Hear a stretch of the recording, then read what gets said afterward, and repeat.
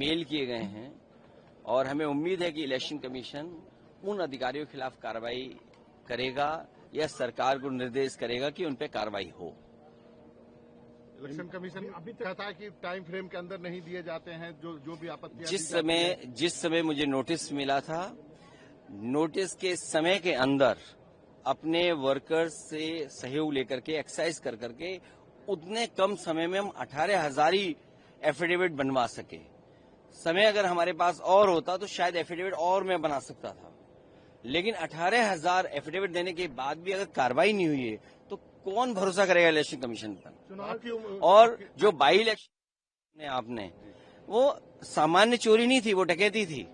आप कल्पना कर सकते हैं कि पुलिस वोट डालेगी, पुलिस प्राइवेट ड्रेस में जाकर के वोट डालेगी, कोई कल्पना कर सकता है इस बात को लेकर के। और किसी एक विधानसभा में जहां बड़े पैमाने पर हारे हों, वहां 77% वोट मिल जाए उनको।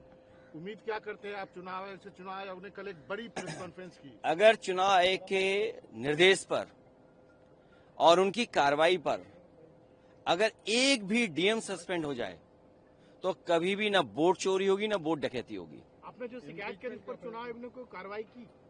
अभी तक कोई कार्रवाई नहीं की, क्योंकि लगता तो ये है कि भारतीय जनता पार्टी के इशारे पे ईसीआई चलता है। वो तो कह रहे हैं कि मैं तो पक्ष के साथ है, विपक्ष के साथ है। अगर ये बात है तो बीएलओ को हटाना, शिकायत की गई कि एक ही जाति या इनके बीएलओ नहीं हो सकते हैं। जिलाधिकारी कौन पोस्ट होंगे, प्रिसाइडिंग ऑफिसर कौन पोस्ट होंगे।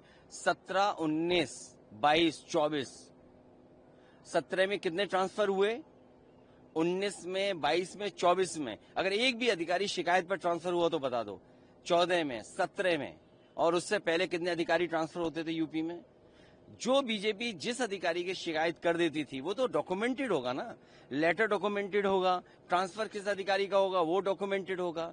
तो आप देख लीजिए 12 में कितने अधिकारी ट्रांसफर हुए, 14 में कितने हुए, 17 में कितने हुए, 19, 22, 24 विपक्ष शिकायत करता रहा, लेकिन इलेक्शन कमीशन ने एक भी अधिकारी का ट्रांसफर नहीं किया।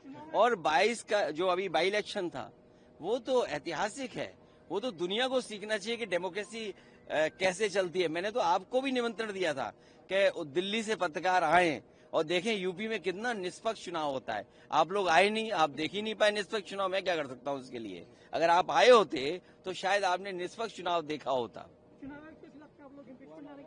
ये बात की बात है, अभी से झगड़ा करा दोगे तुम।